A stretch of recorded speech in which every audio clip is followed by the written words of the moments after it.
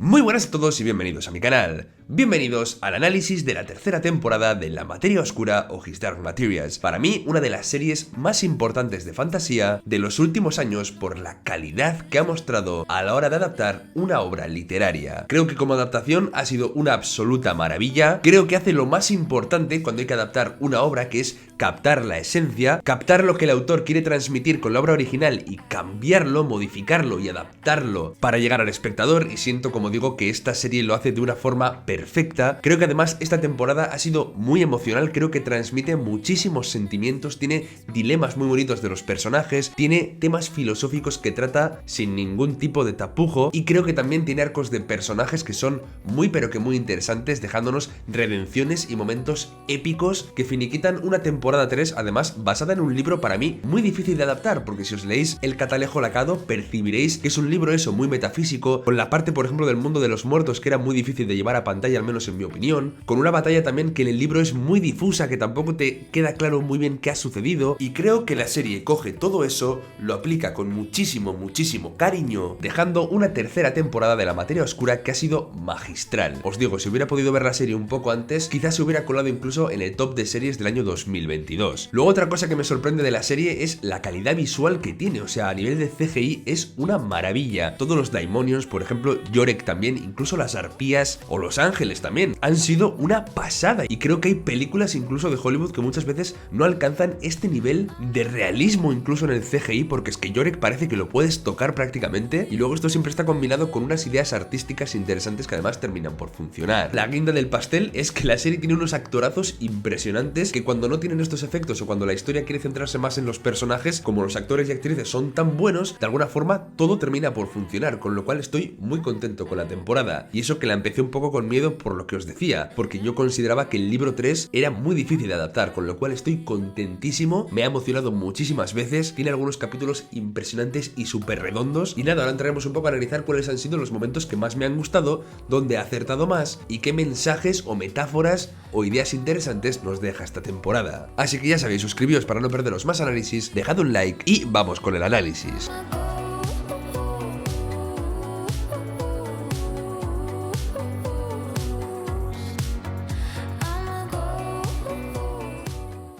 Como digo, la temporada la empecé con ciertas dudas, no porque arrancase mal, sino porque dudaba de cómo iban a ser capaces de adaptar este libro tan particular. También es verdad que la temporada en sí misma va de menos a más, terminando con un desenlace súper épico, que para mí es de por sí el capítulo 7, y después el 8 es un poco el epílogo, o cómo se cierra la historia ya finalmente. La representación de los ángeles creo que está muy bien hecha, cómo pasan de ser ese ser translúcido a tomar una forma corpórea, de aspecto entre comillas humano, calvo en general, menos Metatron. O sea, Metatron creo que tenía un poco la patente del pelo de los ángeles. Al mismo tiempo, también me ha gustado mucho cómo se define la autoridad en sí, y después también cómo se define, digamos, esa institución que está aprovechando la autoridad para controlar o sembrar el caos en cada mundo, que en cada mundo sabéis que tiene un nombre. Por ejemplo, en el mundo de Lyra es el Magisterio, y en otro mundo, pues por ejemplo, adopta el nombre del Templo. Pero siempre es lo mismo, es una institución que interpreta un poco a su gusto los mandatos de la autoridad para dominar el mundo en el que viven, que esto recuerda un poco bastante a lo que es la iglesia en nuestro mundo, ¿no? Con lo cual el autor es bastante crítico a lo largo de toda la obra con lo que la iglesia como institución significa. Es verdad que también hay alguna crítica directa también incluso a la propia religión, pero sobre todo lo que más se siente que se critica en esta obra es directamente la iglesia como institución y cómo está corrompida y utiliza a su favor lo que ellos interpretan que es la autoridad, como no, siempre para que ellos mismos saquen beneficio. Una cosa que me ha gustado bastante también de la temporada y que me ha transmitido muchas emociones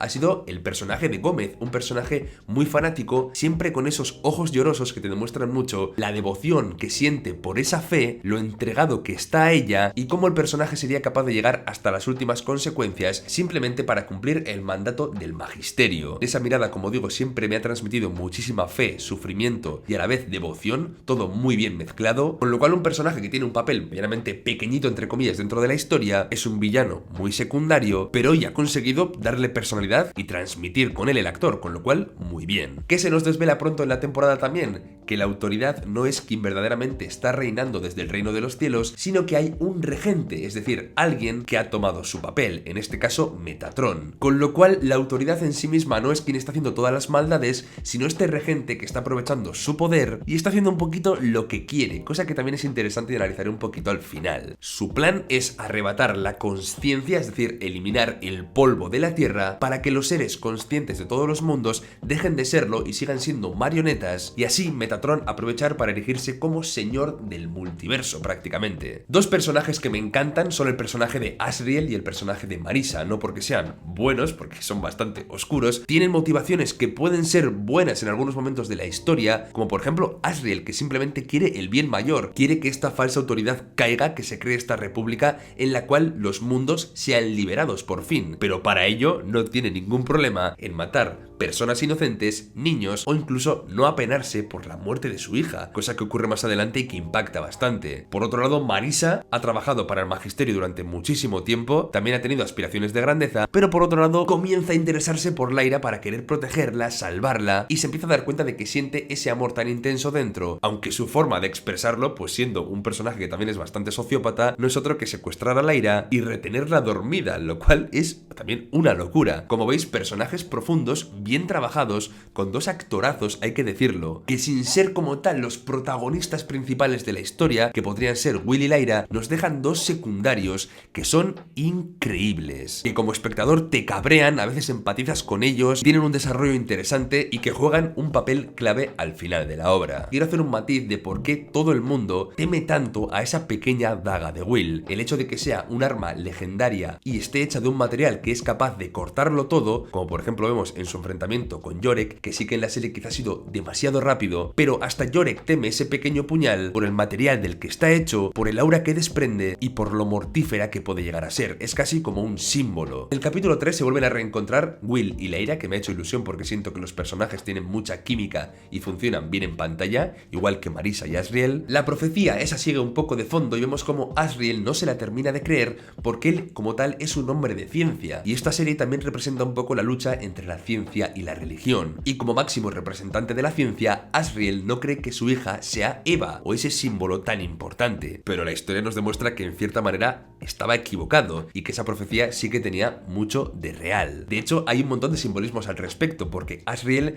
dice que él es la tierra, él es lo tangible, mientras que Metatron puede representar lo celeste, lo divino o lo intangible, y ese choque digamos que está presente durante toda la obra incluso. La escena en la que vuelven a forjar la daga está muy bien, creo que transmite lo mismo que transmitía en el libro, y me ha gustado especialmente ver cómo Will, mientras la está forjando, ya que el hecho de que se haya roto tiene mucho que ver con su mente y que esté dividida un poco entre querer ayudar a su madre, pero también el cometido de Lyra, y me ha gustado que para centrarse él piense en Lyra, que esa conexión o ese vínculo, todo lo que le importa a Lyra Will, sea lo que haga que la daga vuelva a forjarse. Está muy guay expresado. El capítulo 4, que es un poco la antesala al mundo de los muertos o ese instante anterior a que los muertos crucen con el barquero, creo que maneja muy bien lo que es el concepto de la muerte. Me parece bonito y bastante poético como la serie y el libro también cuentan que la muerte es algo que te acompaña durante toda la vida hasta que de alguna forma te vuelva a llevar de vuelta al mundo de los muertos. Pero lo que más me ha gustado de este capítulo es el momento en el cual Lyra se tiene que despedir de Pan. Es un momento durísimo porque está despidiéndose de su alma, o de al menos una parte importante de ella. Esa despedida, esos planos, ese sufrimiento de Lyra, incluso como Pan parece que quiere seguirla pero no puede porque está el agua, creo que para mí comenzaba aquí digamos la mejor parte de la temporada y ya nos dejaba un momento emotivo y emocionalmente devastador para el espectador. Vale, otro momento en el cual para mí la serie mejora al propio libro. A mí el libro me sacó bastante de la historia con toda la parte de la doctora Malone y todo esto de los Mulefa, estos seres con una trompa que se deslizaban utilizando las semillas a través de estas pequeñas carreteras que había en su mundo. Como digo, a mí en el libro me resultó muy raro, no me terminó de convencer mucho toda esta parte y tenía miedo de que en la serie no consiguieran integrarlo bien dentro de la historia, porque era lo que me faltaba a mí. Pero siento que lo han hecho muy bien, siento que los Mulefa son muy creíbles, simplemente son un mundo en el que hay otra variación y en el cual los seres conscientes son diferentes a los humanos. Y creo que el autor quería expresar eso, que no en todos los universos o en todos los mundos que existen los humanos son el ser consciente principal, no quiero decir superior, y lo han plasmado todo como con mucho cariño, con mucho mimo, al igual que toda la serie, y por eso termina funcionando. Y como os he dicho antes, el CGI está brutal. Para ser una serie, y no de las más vistas de HBO como tal, el nivel de los efectos digitales, y lo vuelvo a repetir, es una locura. El mundo de los muertos me ha parecido también que capta perfectamente la esencia que tenía el libro.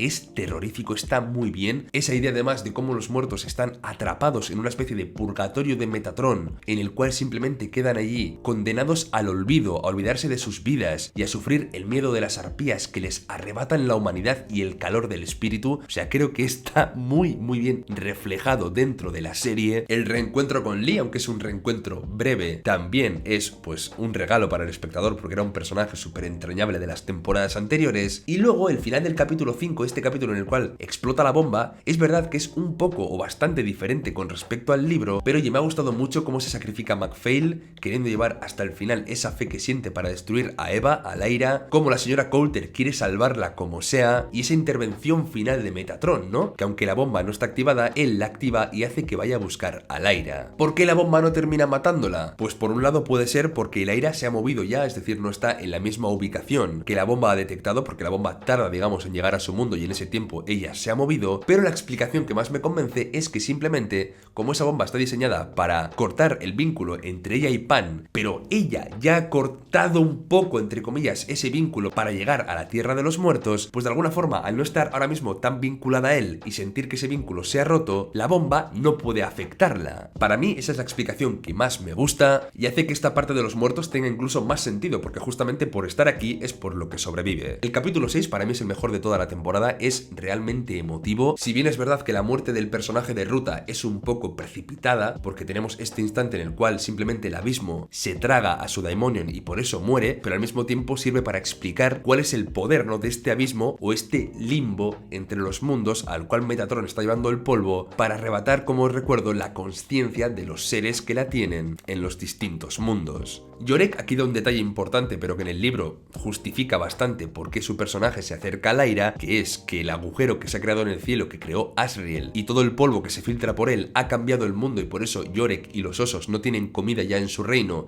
y por eso tienen que estar viajando para encontrarla, cosa que aquí se comenta un poco de pasada, pero que en el libro tiene, como digo, importancia para justificar el éxodo de los osos polares. Y en este capítulo ya me encanta el cambio de tuerca que le dan al personaje de Eva, liberándola de ser culpable de desatar el pecado original y dándole la virtud de ser un personaje que trajo el atrevimiento de explorar, de querer encontrar algo nuevo, con lo cual el pecado se convierte en exploración, conciencia y finalmente también humanidad. Y esto era lo que el magisterio quería pervertir, convirtiéndolo en algo negativo. Como veis, insisto, una crítica bastante dura a ciertas ideas religiosas que aún siguen vigentes en algunos sitios. Otra cosa que me ha encantado es como Lyra hace un trato con las arpías, que las arpías estaban un poco fascinadas ya con ella y por eso terminan salvándole cuando cae al abismo, pero es aquí cuando ella verdaderamente termina cambiando la dinámica de este mundo de los muertos. ¿En qué sentido? Que las arpías eran seres que arrebataban la esperanza de los muertos que estaban atrapados en este purgatorio, pero ahora ella ha cambiado las reglas del juego y ahora no van a arrebatarles la esperanza, sino que se van a alimentar de las historias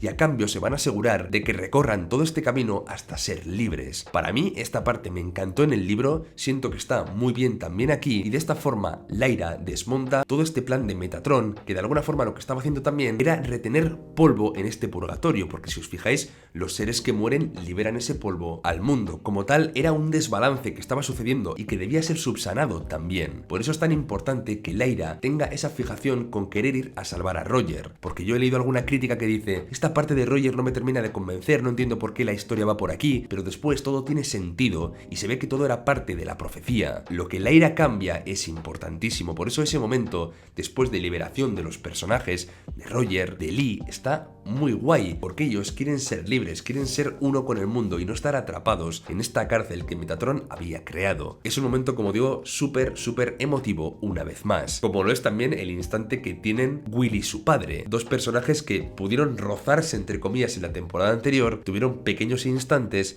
pero era muy injusto porque Will no había tenido como una conversación final, y aquí vemos como su padre le dice que está muy orgulloso de él. Él siente que no puede ser un guerrero y su padre le dice que es mucho más de lo que él esperaba. Si esto no os llega al corazón, corazón, pues yo es que creo que ya no tenéis sentimientos. Con otro actorazo además que tiene un cameíto pequeño en la temporada, pero que engrandece aún más la historia. Pero es que si os habéis quedado con ganas de más, en este capítulo Marisa Coulter también hace las paces con su alma. Marisa tenía la relación más extraña de toda la serie con su Daimonion. El Daimonion por un lado ni siquiera habla y por otro ella era capaz de alejarse muchísimo de él. Y nos termina contando que era porque ella trataba de no sentir nada, alejarse de su alma y que lo siente por haberla tratado así. Con lo cual es un instante que simboliza que Marisa está haciendo por fin las paces consigo misma, aceptando lo que siente y es verdaderamente lo que termina haciendo que su personaje se redima a nivel personal, porque luego le quedaba el final de la historia para mostrar cómo esa redención y ese perdón propio impactan en la historia general. El capítulo 7 como tal es la batalla. También hay un cambio importante en el personaje de Asriel, que comienza a entender que él no es el protagonista de la batalla, sino que tiene que hacerlo todo por Lyra porque la profecía se está cumpliendo y es su hija la única que puede devolver el balance a todos los mundos, con lo cual aquí ya veis que Asriel se traga finalmente su ego y comienza a pelear por Lyra. Es un momento también que te pone los pelos de punta, porque como digo, esto lo cambia todo. Ahora hay otro propósito y no simplemente derrotar a Metatron y que Asriel sea el héroe. Ahora hay que ganar tiempo para que Lyra consiga sobrevivir, salvar a sus Daimonions y restablecer el flujo del polvo. Todas las imágenes de la batalla contra los ángeles en el cielo, es que están muy bien. Como Marisa también acaba con los espantos, porque su personaje también es bastante especial. Esta relación con su Daimonion lo hace poderosa también como tal, y yo creo que por eso puede controlar los espantos, que ya lo hacía de hecho en la temporada anterior. Y todo el capítulo en sí también está muy bien llevado, pero lo que más me gusta es cómo el personaje de Marisa y también Asriel juntos se enfrentan a Metatron, ganan tiempo, por un lado para que Lyra y Will se reúnan con sus Daimonions y por otro para activar esos amplificadores que habían construido en el abismo que replicaban lo que Asriel tenía dentro de la fortaleza. Si bien es cierto que Metatron ataca las partes más vulnerables de los dos personajes, por un lado a Marisa le quiere alejar del dolor que siente por Lyra y hacerla libre dándole la inmortalidad y convirtiéndola en ángel, dándole también poder, algo que ella ambiciona, mientras a Asriel le dice que va a ser olvidado, que nadie va a recordar lo que él hizo y que va a caer en el olvido todo lo que ha intentado, con lo cual a ambos personajes les ataca el ego de formas diferentes, el de Marisa alimentándolo y el de Asriel destruyéndolo, pero los personajes aguantan porque tienen un bien mayor. Ambos están luchando ahora finalmente por Lyra, dos personajes realmente oscuros, turbios, grises, que han cometido atrocidades, pero que finalmente han encontrado algo por lo que luchar, algo que tenían siempre ahí, que era su hija. Además, también nos deja claro que el amor entre ellos, al menos por parte de Asriel, sigue presente, cosa que es emotiva también. Y su sacrificio final es ganar tiempo, enfrentarse a esta falsa autoridad, hasta que el Daimonion de Marisa, este mono, activa la trampa y consiguen destruir a Metatron. Es que está muy guay, o sea, me ha gustado mucho, la verdad, porque además tenemos el momento terrible de Marisa a través de su alma queriendo tocar a Lyra, pero desvaneciéndose y no consiguiéndolo. Tened en cuenta que el hecho de tocar un Daimonion es algo muy íntimo, nadie lo hace en ese mundo, y ella quiere hacerlo una última vez, quiere tocar a su hija de verdad a través de su Daimonion antes de morir, pero se destruye antes de conseguirlo. Me parece bien porque creo que el personaje no merecía esa redención total, tenía que quedarse un poco a medias por lo malo que había hecho, pero creo que tanto Asriel como Marisa tienen un arco de personaje muy bien construido y muy bien ejecutado. ¿Qué más tenemos también? Que Lyra y Will después de la batalla liberan a la verdadera autoridad, esta autoridad que estaba aprisionada dentro de este cubo y que es curioso porque verdaderamente no sabemos si esta autoridad era buena o mala. Haciendo un símil dentro de la religión,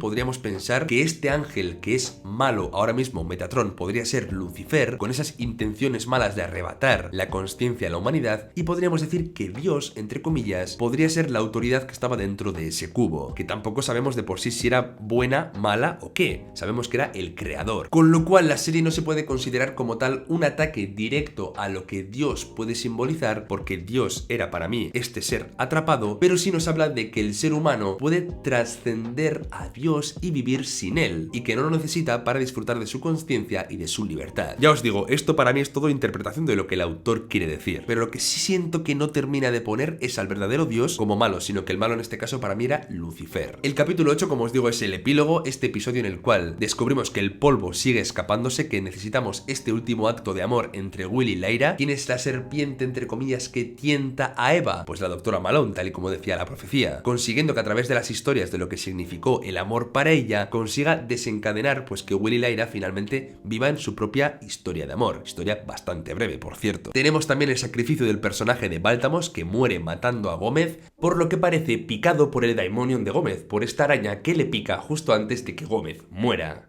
Aunque bueno, es cierto que el personaje de Balthamos estaba bastante muerto en vida después de la muerte de Baruch, con lo cual la muerte casi para él parece un alivio. Pero sea como fuere, y con el amor de los dos adolescentes en plena ebullición, Philip Pullman que dice que no pueden seguir con su historia romántica porque hay que cerrar todas las puertas y porque si se quedan en un mundo que no es el suyo, ambos pueden sufrir y terminar muriendo como le pasó a John Parry. Que yo pensaba, con todas las puertas que ha habido abiertas, ¿no puede quedarse al menos una rendijita ahí para que se den besitos un poco? Pues no, hay que cerrar todo por el bien de los mundos, con lo cual asistimos a un drama final terrible en el cual los dos personajes tienen que separarse y tengo que admitir que me ha dado bastante pena. Además también la daga debe ser destruida para que los ángeles puedan cerrar todas las puertas, de manera que el autor se asegura de que no haya ninguna forma posible en la cual los personajes se puedan volver a reunir. Como digo, es muy triste, pero este final en el cual los dos acuerdan quedar en el jardín botánico para encontrarse cada año y compartir un instante al menos mentalmente, sabiendo que aunque sean mundos diferentes, ambos están en el mismo sitio, creo que poéticamente y metafóricamente es precioso. Así que para mí, como digo, una serie que es una adaptación impresionante, que como serie también tiene muchísimo valor, que creo que todos los amantes de la fantasía de alguna forma hemos valorado muchísimo y creo que es una obra maestra, sí, lo digo así de claro. Quizá no del mundo de las series, porque hay series pero que muy buenas, pero sí es una obra maestra en lo que a adaptaciones se refiere. Lo ha hecho todo muy bien, han cuidado muchísimo la serie, los actores, los personajes, el CGI, las historias, han mejorado incluso algunas tramas y han conseguido plasmar muy bien las ideas de un libro bastante difuso o muy conceptual o metafísico. Una historia que nos habla de que el valor de la raza humana, el valor de los humanos, está en esa consciencia que tenemos, en esa exploración, en el amor, y que toda institución o autoridad que quiera arrebatarnos la posibilidad de querer amar o ser libres no debería existir. Así de claro lo dice la historia. Ya sabéis, suscribíos para no perderos más análisis, dejad un like y nos vemos dentro de poco por el canal. ¡Hasta pronto! Para terminar, os recuerdo que este año he publicado un libro, Nubes de Óxido, que puede adquirirse en el link de la descripción y está disponible tanto en España como en un montón de países de Latinoamérica. Así que ya sabéis, esta es una forma de apoyar el canal. Muchas gracias.